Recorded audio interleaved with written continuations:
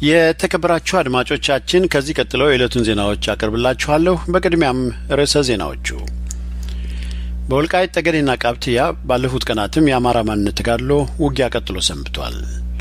ባለፈው ረቡዕ በባህር ዳር ከተማ በየክፍለ ከተማው የተመደቡ የክፍለ ከተማው አስተዳዳሪዎች፣ ኢንስፔክተሮችና የኮማንድ ፖስት አባላት ወጣቶችን እንደገና ለማሰር ወሰኑ። ከከፋኝ አማራ ታጋዮች የተላለፈ አንድ መልእክትም አለን። አማራን ለማደራጀትና የአማራ ሕዝብን ወደ አንድ ለማምጣት የሚደረገው ትግል ውጤታማነት እያሳየ መሆኑ ታወቀ። የኢትዮጵያ እግር ኳስ ፌዴሬሽን ፋሲል ከነማን አስጠነቀቀ። የሚሉት የዛሬ ዜናዎቻችን ርዕሶች ናቸው። ዝርዝር ዜናዎቹን እነሆ።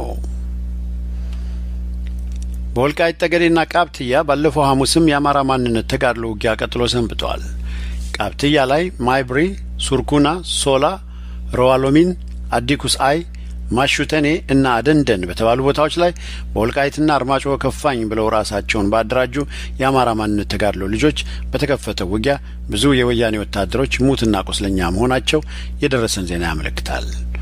ማሹቴኔ የተባለ ቦታ ላይ የአታላይ ዛፍ የትውልድ ቦታ አካባቢ ብዛት ያላቸው የትግራይ የጸረ ሽምቅ ኃይል ቁስለኛ ሆነው ከአዲ ህርዲ ከተማ ተጭነው ወደ ሁመራ መወሰዳቸውን በአካል ያዩ የዓይን እማኞች ገልጸዋል። ማሹቴኔ ላይ በተደረገው ውጊያ አንድም የከፋኝ ታጋይ ጉዳት አልደረሰበትም።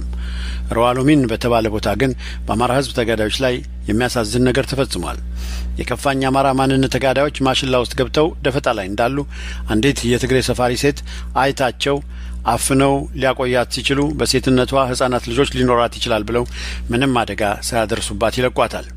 ሴትዮዋ ግን ወደ ቤቷ ሄዳ ሚሊሻ ለሆነው ባሏ ተናግራ ባሏ ደግሞ የትግሬ ሰፋሪ ሚሊሻ ስለነበር ወታደሮችን ጠርቶና ሚሊሻዎችን አሰባስቦ እንዲከበቡ አድርጎ በተከፈተው ውጊያ 2 የአማራ ጀግኖች ተሰውተዋል። በዚህ ውጊያ ላይ ከጠላት በኩል 4 ወታደሮችና ሚሊሻዎች ተገድለዋል። ከዚህ በኋላ ግን ሮዋሎሚን በተባለው ቦታ የሚገኙ የትግራይ ሰፋሪዎች እነኚህን መስዋዕትነት የከፈሉ የአማራ ተጋዳዮች ጀግኖች አንገታቸውና እግራቸው ላይ በገመድ በማሰር መሬት ለመሬት ሲጎትቷቸው ውለዋል። ለአማራ ያላቸውንም ጥላቻ በስድብ አሻ አምሃራይ ሞኝ አማራ ማለት ነው እያሉ ሲዘምሩ ታይተዋል። በቦታው ተገኝተው ይህን ይመለከቱ የነበሩ አማራ የሆኑ የወያኔ ወታደሮች በጣም ተበሳጭተው እንደነበር የደረሰን ዜና ጨምሮ ገልጿል።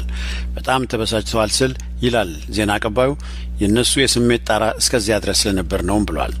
መልእክቴ የሚተላለፍልኝ ያለው ይሄው ቃል አቀባያችን አማራ የሆንክ ወታደር ሁሉ ንቃ ያልንህ ለዚህ ነው። የምትገድለው ወንድሞችን ሲሆን የምትገድላቸው ደግሞ ለትግሬ ጥቅም ነው። ስለዚህ ለአንተም ሆነ ለልጆችህ ህልውና ስትል ጠመንጃህን ወደ አለቆችህ አዙር ሲል ምክሩን ለግሷል። ከዚህ ሌላ ወገረም ላይ እንዲሁ በዚሁ ቀን ውጊያው እንደቀጠለ ነው። የአማራ ገበሬዎች የተወሰኑ ወታደሮችን ከነመሳሪያዎቻቸው ማርከዋል። የወያኔ ወታደሮች ሽሽቱን ቀጥለውበታል። ይመጣሉ፣ ይሸሹና ይበተናሉ። አሁንም ወያኔ ሽማግሌና ቄስ እየላከ መሰለሉን እንደቀጠለበት ነው። ቢሆንም ወገራዎች ትግላቸውን እንደቀጠሉ ሲሆን ሳይጭበረበሩ ሁሉም አማሮች እንዲነሱ አሳስበዋል በማለት ዜና አቀባያችን የአካባቢውን ውሎ ገልጾልናል። ከከፋኝ አማራ ታጋዮች የተላለፈ አንድ መልእክት አለን እንዳለ እናቀርበዋለን። ከከፋኝ አማራ ታጋዮች የተላለፈ መልእክት እንደሚታወቀው ለነጻነታችን የተነሳ ነው። ይህን አረመኔ የወያኔ ማፊያ ለማስወገድ ነው እንጂ በግለሰቦች ተበድለን ወይም ገንዘብ ዘረፋ አይደለም ማወጣታችን። ይህ ለሁሉም ግልጥ ሊሆን ይገባል። የዚህ ምልክቱ የብዙ ሚሊዮን ገንዘባችን ለነጻነታችን ስለተነሳን በወያኔ ሲዘረፍ ተመልክታችኋል። በዚህ ዓላማችን ምክንያት መላ አርማጭሆና የወልቃይት ሕዝብ ከኛ ጎን ነው። እያንዳንዱም ቤት የኛ ተባባሪ ነው። ይህን በአጭር ጊዜ ውስጥ ማረጋገጥ ችለናል። እውነቱ ይህ ያለ አንዳንድ የምንሻ ቡድን እንደ ኮንዶም ለሚጠቀምባቸው ወያኔ ተላላኪ በመሆን በር ሲጠብቁ እንመለከታለን። እኛ የምናውቀው ለሌባ ሲባል ነው በር የሚጠበቀው። እኛ እነዚህን በር ጠባቂ ሚኒሻዎች በር ሲጠብቁ አይተን ይህን መልእክት ለአርማጭሆና ለወልቃይት ሕዝብ እንዲያውቅልን እስከምናስተላልፍ እንዲሁ አልፈናቸው ነበር እንጂ እነሱን መልቀም ለእኛ ቀላል ነበር። እኛ አንድም የእኛ ወገኖች እኛ በተኮስነው ጥይት እንዲጠፉብን ፍላጎታችን አይደለም። ነገር ግን ከዚህ በኋላ እንዲሁ አይተን እንደማናልፋቸውና ሰሞኑን መከላከያ ላይ እንዳደረግነው እነሱም ላይ በቀላሉ እርምጃ ለመውሰድ በነጻነት ፈላጊው ህዝባችን ስም ልናሳስብ እንወዳለን። ለነዚህ ምንሻዎች ነጻነት ፈላጊው ህዝባችን ባገኘው አጋጣሚ ሊያስገነዝበው ይገባል። ወያኔዎች እንደለመዱት እርስ በርሳችን በማዳማት ከፋፍለው በመግዛት ባሪያው ሊያረገን ነው ዓላማው። ይህ ህዝባችን በትኩረት ሊገነዘበው ይገባል። በተለይ ወጣቶቻችን ይህን ከፋፍለ ግዛ ለመቀልበስ ትልቅ ኃላፊነት አለባችሁ። በያላችሁበት ግንዛቤ ይኖር ዘንድ ለእነዚህ ምንሻዎች ልታስገነዝቡ ይገባል። እንዲህ ኃላፊነታችንን ከተወጣን ሊከፋፍለን የሚሞክረውን ወያኔ እኛው ከፋፍለ ነው ነጻነታችንን ቶሎ እናበስራለን።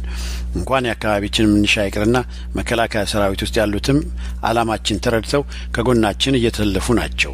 ምክንያቱም የወያኔ ባርነት ቀንበር በእነሱም በኩል የባሰ ስለሆነና ጠንቅቀው ስለሚያውቁትም ሲሉ ለአካባቢያቸው ሚሊሻዎች ጥሪያቸውን አስተላልፈዋል። ባለፈው ረቡዕ ባህር ዳር ከተማ በየክፍለ ከተማው የተመደቡ የክፍለ ከተማው አስተዳዳሪዎች፣ ኢንስፔክተሮችና የኮማንድ ፖስት አባላት አጠቃላይ ስብሰባ አድርገው ነበር። ተሰብሳቢዎቹ የህወሓት ተወካዮች ያቀረቡትን የውሳኔ ሀሳብ አጽድቀዋል። የጸደቀው የውሳኔ ሀሳብ ባህር ዳር ላይ ነሐሴ መጀመሪያ በተካሄደው ሰልፍ ታስረው የነበሩና በኋላ ላይ ግን የተፈቱ ወጣቶች በኮማንድ ፖስቱ እንደገና መታሰር እንዳለባቸው የሚያዝዝ ውሳኔ ተላልፏል። ውሳኔውን ተከትሎ ይህ ወጣቶችን የማሰር ስራ ሰሞኑን ስለሚካሄድና በሚስጥር ስለተያዘ ወጣቶች ከመታሰራቸው በፊት መጥፋት ካለባቸውም እንዲጠፉና ከአማራው ተጋድሎ ጋር እንዲቀላቀሉ አለበለዚያም ተደራጅተው ራሳቸውን ከጥፋት እንዲከላከሉና ከአደጋ ራሳቸውን እንዲጠብቁ ይሁን። ስለዚህም ይህ መልእክት ይተላለፍልን ሲል ከባህር ዳር የደረሰን መልእክት ገልጿል። አማራን ለማደራጀትና የአማራን ህዝብ ወደ አንድ ለማምጣት የሚደረገው ትግል ውጤታማነት እያሳየ መሆኑ ታወቀ። አማራን ለማደራጀትና የአማራን ህዝብ ወደ አንድ ለማምጣት የሚደረገው ትግል ቀጥሏል። ይህ ትግል ተስፋ ሰጪ ብቻ ሳይሆን እመርታም እንቅስቃሴዎች እያደረጉ እንደሆነ የአማራው ትግል እድገት የሚከታተሉ ባለሙያዎች ገልጸዋል። በሀገራችን በኢትዮጵያ የአማራ የማንነት ጥያቄን አንግበው ለማንነታቸው በየቀኑ የደምና አጥንት መስዋዕትነት እየከፈሉና እየሞቱ ያሉት ወገኖቻችን የሚከፍሉትን መስዋዕትነት በአግባቡ በመረዳትና በመሬትም ላይ ያለውን ውጤታማነት በመመልከት አቋማችን የሚወግኑት የአማራ ልጆች ቁጥር ይህ ነው የሚባል አይደለም ይላሉ ከአማራ ድርጅቶች የተገኘው መረጃ እንደሚያመለክተው። በተመሳሳይ ለመረጃ የቀረቡ የአማራ ልጆች በመረጃና መሰል ስልቶች ደጀን በመሆን በተለይ ወጣቶቹ ለማንም የሚታይ ስራ መስራት ጀምረዋል ይላል ከተለያዩ የአማራ ድርጅቶች የተገኘው መረጃ። ማንነታቸውን የተረዱ የአማራ ወጣቶች ያለ አዋጅ ያለ ስም አበለውና ያለ አራጋቢ ትግል ውስጡን ተቀጣጥለው የሚቆሙበትን ጠርዝ ላይ ያደረሱት ይገኛሉ። በዚህ ታሪካዊ አጋጣሚ ማንነትዎን ይፈትሹ ሲሉም ጥሪያቸውን አቅርበዋል። በሞረሽ ወገን የአማራ ድርጅት ከዓመታት በፊት የተጀመረውና ባለፈው ወር ማብቂያ ላይ በሲያትል የተካሄደው አማራን አንድ አድርጎ በህብረት የመጓዙ ስልት ወደ ላስ ቬጋስ፣ ዳላስ፣ ዋሽንግተን ዲሲና አትላንታም እየተዛመተ መሆኑ ታውቋል። በእስራኤል የሚገኙ ደጋፊዎችም እንዲሁ እየተጠናከሩ ይገኛሉ ተብሏል። በተለይ ወጣቶች በራሳቸው አነሳሽነት በየአካባቢያቸው እየተሰበሰቡ የሚፈጥሯቸው ስብስቦች ከፍተኛ አስተዋጽኦ እያደረጉ መሆኑም ታውቋል። በአውስትራሊያና በሰሜን አሜሪካ ብሎም በአውሮፓ የተለያዩ ከተሞች የሞረሽ አማራ ወገን ደጋፊዎች በከፍተኛ ደረጃ መጨመራቸው ታውቋል። በተለይ በራሳቸው ፍላጎት ሞረሽን ለመርዳትና ለማጠናከር ወደ ድርጅቱ የሚደርሱ መልእክቶች በብዙ እጥፍ መጨመራቸውን ከሞረሽ የተገኘው መረጃም አመልክቷል። በአውሮፓ በይበልጥ በጄኔቭ እንቅስቃሴው ተጀምሯል። በጀርመንም እንዲሁ ጠንካራ የአማራ ልጆች በደል በቃን ብለው በዲሴምበር 10 ዝግጅታቸውን አጠናቀው የአማራ ህብረትን ነጋሪት ሊጎስሙ ተዘጋጅተዋል። የኢትዮጵያ እግር ኳስ ፌዴሬሽን ፋሲል ከነማን አስጠነቀቀ። በሌላ በኩል ፋሲል ከነማ ቅዱስ ጊዮርጊስ ጋር ህዳር 25 የሚያደርገውን አራተኛ ዙር ጨዋታውን ጎንደር ላይ አጼ ፋሲል ስታዲየም እንዲያደርግ ተወስኗል።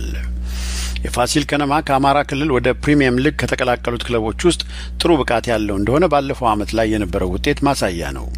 አጼዎቹ በመባል የሚታወቁት የዚህ ክለብ ተጫዋቾች በሄዱበት ሁሉ አይበገሬነታቸውን አሳይተዋል። በኢትዮጵያ ውስጥ ያለው ስር የሰደደ የወያኔ የበላይነት በስፖርቱ ውስጥም የፈጠረውን ተጽዕኖ ተከትሎ የፋሲልና የሌሎች ክለቦች ደጋፊዎች ተቃውሞ ሲያሰሙ ቆይተዋል። አማራንን እኛ የሚለውን መዝሙር የአማራን ህዝብ ከጎንደር እስከ ሸዋ ከወሎ እስከ ጎጃም በአንድነት ያስተባበረ እንዲሁም ከባህር ዳር እስከ ሐዋሳ እየተዘመረ የሚገኝ የፋሲል ከነማ ቡድን ዜማ ነው። ይህንን መሰል ጉዳዮችን ተከትሎ በተፈጠረው የአማራ ህዝብ አንድነት ያሳሰበው ህወሓት በፋሲል ከነማ ላይ በሜዳው እንዳይጫወት እገዳ ጥሎበት ያለፉትን ጨዋታዎች ፋሲል ከነማ ጎንደር ላይ አላስተናገደም። የጎንደር ከተማ አስተዳደር እኔ ለሚፈጠረው ነገር ሁሉ ኃላፊነት ልውሰድ ቢልም የህወሓት ገዢ ቡድን ሊፈቅድለት አልቻለም ነበር። ሆኖም የአማራን ህዝብ ጥያቄ መመከት ያቃተው ህወሓት ለፋሲል ከነማ በሜዳው እንዲጫወት፣ ሆኖም ግን ስሜት ቀስቃሽ የሆኑ መዝሙሮች እንዳይዘመሩ ይህ ከሆነ ትታገዳላችሁ የሚል ትዕዛዝ በስፖርት ፌዴሬሽኑ በኩል አስተላልፏል። በአማራ የማንነት ጥያቄና ተጋድሎ የተነሳ ፋሲል ከነማ እስካሁን በሲዳማ ቡና ከወላይታ ዲቼልንና ኢትዮጵያ ቡና ጋር ጨዋታውን ያደረገው ከሜዳው ውጪ ነበር።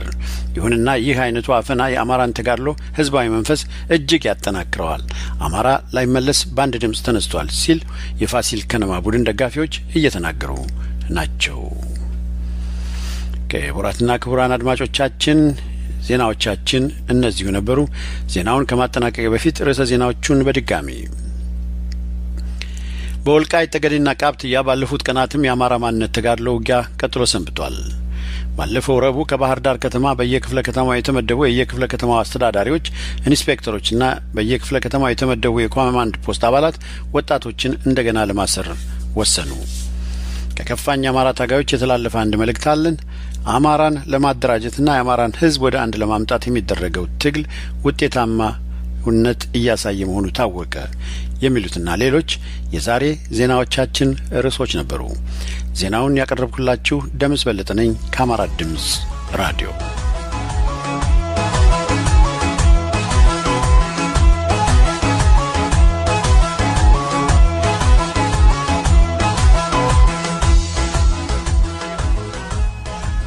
ታላቅ የስብሰባ ጥሪ፣ የምጽአተ አማራ መጽሐፍ ምረቃና የገቢ ማሰባሰቢያ ምሽት ከአቶ ተክሌሻው ጋር በኦክላንድ ኒውዚላንድ።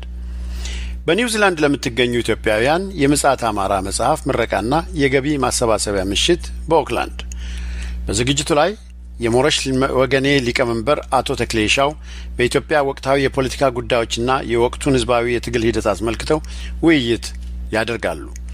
በዚህ ታላቅ ህዝባዊ ስብሰባ ላይ እርሶም ተገኝተው የበኩልዎን አስተዋጽኦ እንዲያደርጉ በአክብሮት ጥሪያችንን እናቀርባለን። ቀን እሁድ ህዳር 25 2009 ዓ.ም፣ ቦታው 13 ሜይ ሮድ ማውንት ሮስኬል ኖር ሜሞሪያል ኮሚኒቲ አዳራሽ፣ ሰዓት ከቀኑ 4 ሰዓት ጀምሮ። አዘጋጅ ኢትዮጵያውያን ነጻ የውይይት መድረክ በኦክላንድ። ለተጨማሪ መረጃ በስልክ 02 10 73 14 62 ስልኩን ደግሞ አለው 02 10 73 14 62 ታላቅ የስብሰባ ጥሪ ከአቶ ተክሌሻው ጋር